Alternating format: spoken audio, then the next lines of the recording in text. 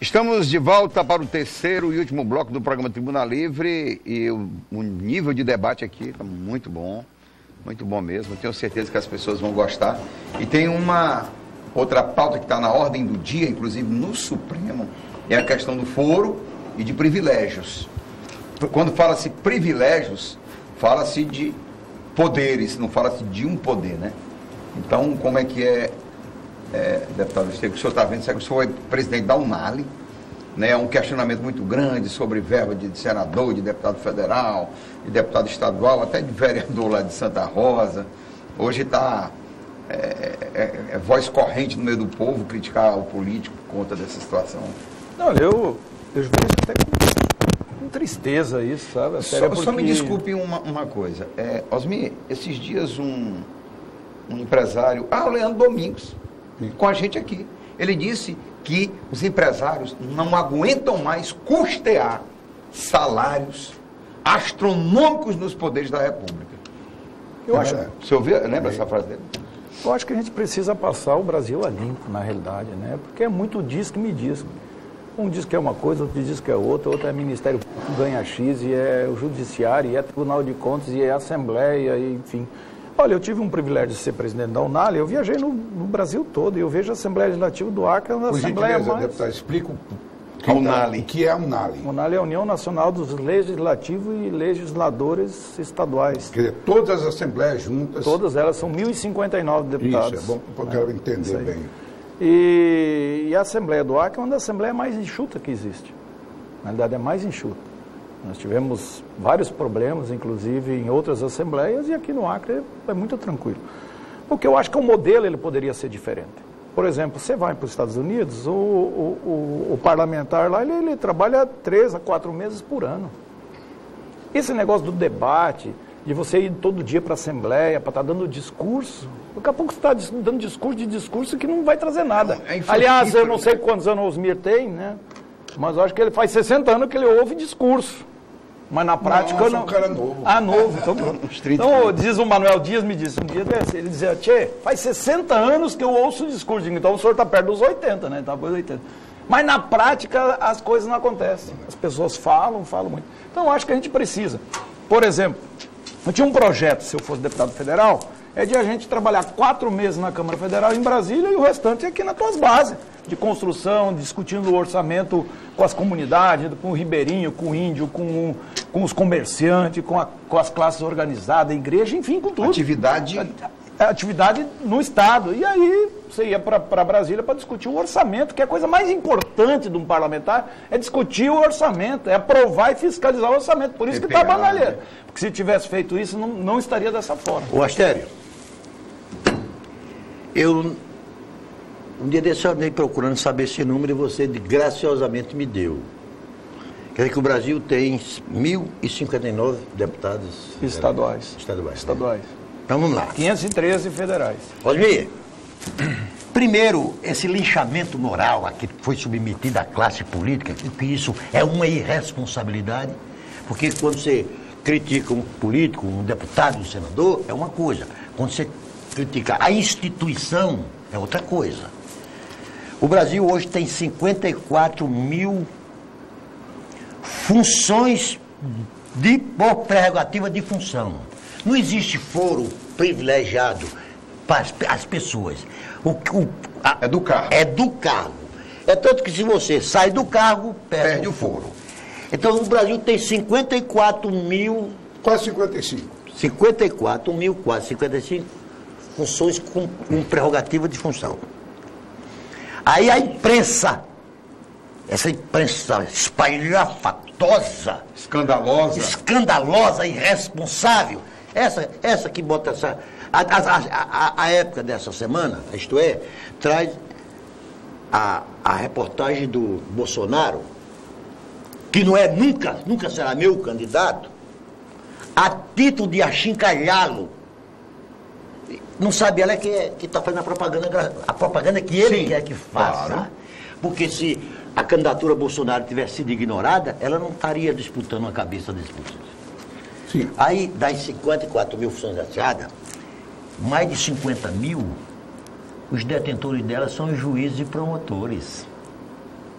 E a visão que se leva para a opinião pública é que os políticos são os donos desses fóruns privilegiados, quando na realidade nós temos 1.059 deputados estaduais, 594 congressistas, 27 governadores, que dá 1.680 políticos, mais de 50 mil. Aí toda essa conta da irresponsabilidade do chamado foro privilegiado é colocada na costa dos políticos.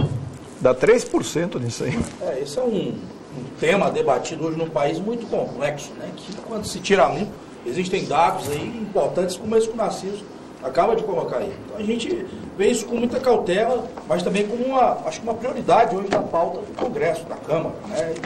E o povo tem reivindicado esse movimento da classe política estimulado pelos poderes. Então eu vejo que é momento, se está sendo debatido, se é interesse do povo, que se discuta e que se chegue aí, na verdade, a atingir a quem realmente goza desses prestígios do foro privilegiado. Não adianta só culpar a classe política do que não está dando certo no país ou do que existe aí, né, que seja de forma exacerbada como vantagem a esses cargos. Então eu acho que o povo precisa entender, ter mais leitura do processo, como o Narciso colocou. Quando se fala aqui de um Bolsonaro que pode ser presidente da República, pouco se sabe o que representa o Bolsonaro de fato, de verdade, para um país que tem aí hoje aí mais de sua representatividade, mais de 500 deputados federais, que representam mais de 30 partidos, e que esse cidadão hoje não tem na sua base aí sustentação nenhuma. Então, eu não vejo consistência nenhuma nesse... Mas você vê o seguinte, Narciso, Diego, Tchê e nosso apresentador.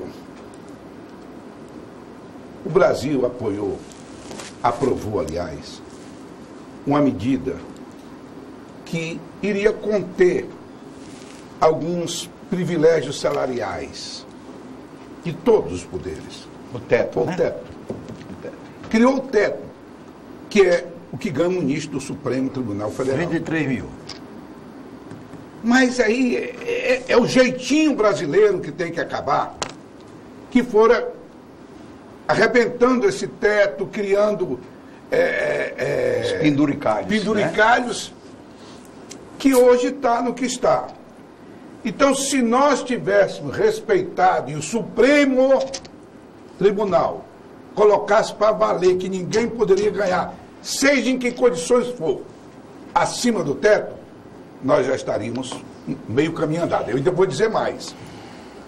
Eu vi um protesto de uma senhora de cabeça branca, recentemente na televisão, lá no Congresso Nacional. Com toda e absoluta razão, ela dizia: vocês não podem fazer o que estão fazendo conosco na reforma da Previdência, enquanto vocês, a primeira coisa que deveriam fazer é acabar com os privilégios de todos vocês. Isso é verdade, ela tem razão.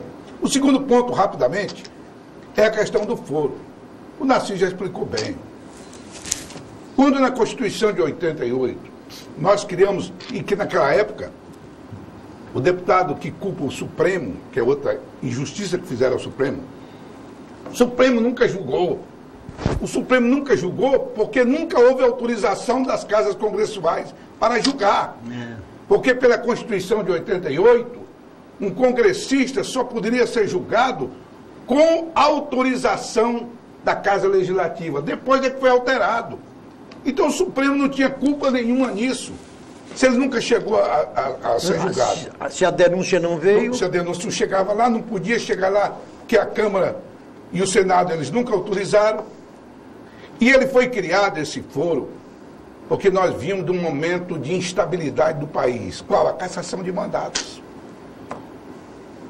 Recente, as cassações de mandato. E para proteger o congressista, foi criado esse foro. Ele cometeu um crime, na hora que ele terminar o mandato, ele vai responder por ele. Só para... Pensando aqui, ouvindo a sua fala, a sua experiência, né? Trata tanto de corrupção, porque política é corrupta e aquela coisa. E o que é um juiz que julga e ganha acima do teto? É o quê? Se o cara ganhou 90, 100 mil, ele sabe que não pode, que tem um teto, é o quê isso? Boa pergunta. Boa pergunta. Boa pergunta. Eu lhe respondo com essa. Um levantamento feito no Judiciário de Minas Gerais, 98% dos juízes mineiros ganham acima do teto. 98%. 98%. Levantamento do Conselho Nacional de Justiça? 98%.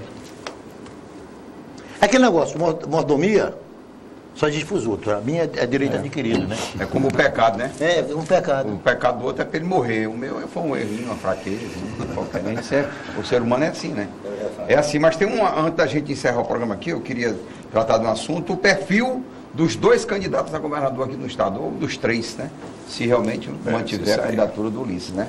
Como é que você avalia Marcos Alexandre, Vargas Cameli, como é que vai ser esse embate? O que é que está em jogo aí? É a pessoa, é a ideia, é partido, ideologia? Na sua avaliação de grande experiência, como o Diego também tem, por ser uma pessoa que vem há longo tempo aí participando. Acho que é uma pergunta boa para os universitários, né? Consultar o universitário. Tem 2 lá, tem 2 universitários lá. O Marcos Alexandre, eu acho que todo mundo sabe, foi candidato a prefeito, ganhou aí no primeiro turno na reeleição dele, né? Um menino que é preparado, forjado para a luta, é uma política diferente que ele tem um perfil dele, né? E eu acho que é um candidato muito forte, né? A Frente Popular organizada, e eu estava até olhando os números aqui, só na eleição passada, só esses partidos aí, esses 10 partidos, nós demos 127 mil votos na chapa de estadual. De estadual? De estadual. Quem? Os partidos, os 10 partidos aí, o G10, G11, a gente muda, é G7. Puxa 110 mil votos. Puxa mais, eu acho que agora puxa mais, estão mais organizados, mais estruturados. E... Esse foi um diferencial da oposição para a Frente Popular. A Frente Popular bota o que o Wagner fez em Cruzeiro do Sul. Enquanto o Wagner tinha, por exemplo, 400 candidatos a vereador, o Henrique Afonso tinha 60. E aqui a Frente Popular sempre coloca um exército maior na rua do que eu. E nós do PDT, por exemplo, a gente na eleição passada de estadual, nós somos o segundo, né, com 33 mil votos, e nós não tínhamos nenhum vereador. Hoje nós temos vereador. O partido se organizou, está organizado todo o estado, então a tendência nossa é pelo menos chegar aí a 40 mil votos, sei lá, 40, 50 mil votos, aí na condição de eleger 3 a 4. Não tenho dúvida disso. Está organizado, preparado para isso. Mas enfim, o nome do Gladys é um nome que está posto aí, é um nome forte da oposição, eu acho que agrega muito, né? É um nome, não tem outro nome na disputa, a não ser o Coronel Ulisses que veio depois, mas eu tenho muita dúvida ainda quanto a essa questão do Gladys, porque dito muito pela oposição também, mas como é que a gente confia? Um dia ele é candidato, um dia ele não é candidato, o cara vai, não vai, será que ele é candidato mesmo? Enfim, existe muito essa dúvida, não só, mais na oposição, inclusive do lado de cá, porque não tem essa consistência de dizer, não, aqui, eu sou candidato, vamos discutir ou não. Parece que agora está mais definido isso. Até porque deu uma mudada. Eu vejo no Gladys como um senador mais jovem do Brasil, que tem aproveitado, inclusive, algumas benesses do parlamento, natural dele. E que ele, como mais jovem, ele poderia tirar os 4 anos, poderia vir para uma reeleição e poderia tentar outra. Por que ele agora? Se eu fosse ele, não sairia.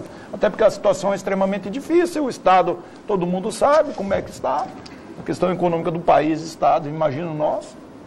Então, se eu fosse o Gladys, eu não teria essa coragem de ser o candidato agora. E o Ulisses é um nome que surgiu devido a essa questão do Bolsonaro, que você colocou aí. O nome surgiu, o cara chega com 6 a 8% já nas pesquisas, né? Pega vento, porque você olha para um lado, você tem uma dificuldade de entender e compreender essa questão Gladys Cameli, na realidade, e quando você olha do outro lado, a questão petista e não Marcos Alexandre. Né? Porque, queira ou não queira, a questão a nível nacional, todo mundo sabe, existe esse desconforto. Mas o Marcos, inclusive, ele se sobressai disso. Então eu vejo mais ou menos nessa condição. Essa é a leitura, né? Dos 3 candidatos, a gente percebe, a população também, grande parte percebe que os 3, o candidato autêntico, que se pode enxergar trabalho, história, o que tem feito em prol do Acre, de Rio Branco, na gestão da prefeitura, é o Marcos. Os outros 2 candidatos são muito personagens, né? Você vê que são muito personagens. Um aposta mais em marqueteiro, o outro veste aí um personagem pegando uma carona Bolsonaro. Então, assim, é o tipo de coisa que aqui no Acre a gente não costuma valorizar, né? Não enxergar isso como uma realidade que a gente quer para o nosso estado ou para a nossa cidade, para que sejam gestores, né, de um estado. Então, eu vejo que tem muito ainda a ser discutido nessa questão da candidatura do Gladys, como o próprio Tio colocou aqui, a oposição mesmo não sente segurança nisso, né? A gente percebe deputados inseguros, deputados de oposição que não sabem como vão se posicionar numa candidatura de governo há menos de um ano. Então, assim, isso não é um processo de segurança para quem quer ser um candidato a governo. Eu vejo isso ainda com muita ressalva. Isso é que vocês ouvem lá pela Assembleia Legislativa? A gente ouve na Assembleia, em vários... Hoje, inclusive, só para ajudar, está no AC24 Horas, a foto do Gladys e do Jarude, que era uma conversa que o Gladys tinha combinado de se encontrar, discutir, e ele simplesmente não foi, deixou o Jarude esperando. Quando você olha, por exemplo, o partido do Bolsonaro, Patriotas, o Coronel Ulisses, que tem aí já um DEM que já pode estar de saída de uma aliança. Então, como é que vai se discutir uma candidatura majoritária se um partido não tem tempo de TV, não tem fundo partidário, não tem aliança para dar consistência a um projeto como esse? Eu vejo isso mais como uma aventura, né, de um personagem que pode acabar sendo um candidato a deputado estadual. Eu quero tranquilizar. Eu quero tranquilizar os dois situacionistas. E o senhor ouviu por aí que não se preocupe, vocês vão enfrentar o Gladys Cameli. Não tem a menor dúvida. Ele é candidato a governador, sim, tem dito inúmeras vezes. A mim, pessoalmente, já garantiu que é o candidato de oposição. Tenho conversado, até por causa do programa, tenho conversado com vários partidos que apoiam o Gladys Cameli, é candidatíssimo. Então vai dar um bom debate. Deixa eu dar minha opinião sobre isso. E aí, Narciso, para a gente encerrar. Já estourou. Eu acho e que com o programa de governo. Eu acho que a Frente Popular... Encomendou aonde esse programa? Feito por aqui. Não puxou da internet, não. Você acha que não tem técnicos capazes de... Tem, claro que tem. Eu tenho respeito. Só lembrando que na última vez parece que imprimiram na Lan House antes de ir para o TRE, não foi, Asmir? O plano de governo da oposição foi impresso na Lan House antes de chegar no TRE. Daquela oposição. Seu Diego, ano passado. Deixa eu dar minha opinião nesse Vai, Narciso, para a gente fechar aqui. Eu acho que na escolha dos candidatos, do candidato Marcos Alexandre, a Frente Popular extraiu o melhor candidato que poderia obter. E faço justiça à oposição que está escolhendo o melhor candidato que tinha, que é o Gladys Cameli. Claro. E eu acho que neste particular, o Acre tem muito a ganhar. Por quê? Porque são candidatos de qualidade. A candidatura do Coronel, com todo respeito ao Coronel, é uma candidatura que, para mim, ela atende muito a candidatura Bolsonaro. Ela tem a ver com isso. E também é o candidato de uma legião de brasileiros que está indignado com a política. Ele é o candidato também da indignação. Eu não estou menosprezando. Até não, nós o trouxemos aqui. É o segmento. Ele está segmentando. Então, né? O que eu acho é exatamente isso. Eu espero é que vença o que vencer. Marcos Alexandre tem vários candidatos que superam o Gladys Cameli. Qualidade. Gladys Cameli tem uma qualidade que não é mortal, mas é venenosa contra Marcos Alexandre. Não é o PT, isso é do PT não. Isso é um engano. É 20 anos de poder dessa mesma estrutura. E isso, quer dizer, os Estados Unidos não admitem a reeleição nem do mesmo partido e muito menos da mesma pessoa. Tem que fazer uma renovação para ver o outro lado como é que até lá nos Estados Unidos, eles acham que a renovação do Partido Democrata para o Republicano há uma oxigenação do próprio sistema democrático. Claro. E talvez seja por isso que ele dura 220 anos e serve como exemplo para o mundo. Ok, chegamos ao final do programa. Obrigado a todos os participantes. E para a gente encerrar brevemente, eu vou começar na verdade, com o entrevistado e a gente vai rodar assim. Isso. Um fato que marcou para você a política semana, o que é importante para você destacar aqui em 30 segundos aí. Não, o fato mais importante, né, e é uma questão histórica para o partido PDT, foi a indicação do Emilson como um pré-candidato a vice-governador. Isso é histórico para nós e aqui eu tenho a gratidão enorme de todos os partidos. E aí foi PRB, Podemos, PSDC, PHS, PMB, PV, PRP, PSOL e PROS que tiveram junto nessa caminhada. nessa construção, né? E respeitando, logicamente, o PCdoB, o PSB e o próprio PT. Diego. Legal, eu também quero fazer referência a esse fato, né? O Dr. Emílio Farias aí, que foi anunciado ontem como nosso pré-candidato a vice, né? É um fato que também o PRB faz parte dessa discussão, porque foi um nome que nós debatemos, que nós estivemos juntos aí. Eu acho que um momento importante para os partidos da Frente Popular. O doutor Emilson é um nome qualificado, é um quadro qualificado. Acho que tem muito a somar, a contribuir. Eu quero parabenizar o PDT, Piltinho, na sua pessoa, que tem feito um trabalho de crescimento em todo o Estado. E a gente fecha aí esse ciclo agora de pré-candidaturas, já com uma nova agenda, parabenizando vocês aí. Osmir? Não, eu quero fazer uma observação e, ao mesmo tempo, uma recomendação. Eu acho que a minha geração de políticos ficou devendo um país melhor para nossos netos e bisnetos. Lamentavelmente, não sei, mas nós falhamos, nós fizemos política neste país, algumas vezes tentando acertar. Então, o que é que eu peço agora? Que o eleitor tenha consciência de que quem decide os destinos deste país é ele. E que ele tem que votar não no favor que eventualmente alguém lhe faça. Não na gentileza ou no abraço amigo que também alguém lhe faça. Ele tem que votar pensando no futuro do filho dele, no neto, do bisneto e das gerações vindouras. Muito bem. Poxa. Narciso, nós me deu Não, um show, eu tô na linha de vocês dois, só que sem fulanizar a pessoa. Vocês, a definição, não é? você muito bem, logicamente o PDT deve estar muito satisfeito com a indicação de Emílio para o candidato a vice, mas para mim o fato que me marcou a semana, e já tinha conversado antes com o Lima, foi exemplo de unidade e disciplina da Frente Popular, não apenas naquela reunião que indicou o candidato a vice-governador, mas que mostrou que ela está unida não apenas para eleger o governador do estado, os dois senadores, indicando como suplente duas mulheres de altíssima qualidade, e que isso sirva de exemplo, viu, Osmir, para que a oposição entenda que a união é que faz a força. Em respeito a um telespectador que mandou aqui pelo WhatsApp, é o seguinte: Lima Barreto, o Brasil não tem povo, apenas público. Povo luta por seus direitos, público só assiste de camarote. Em seguida, do presidente da Câmara, Rodrigo, o Congresso não é obrigado a ouvir o povo. Isto aqui não é como um cartório aonde a gente carimba o que o povo está pedindo.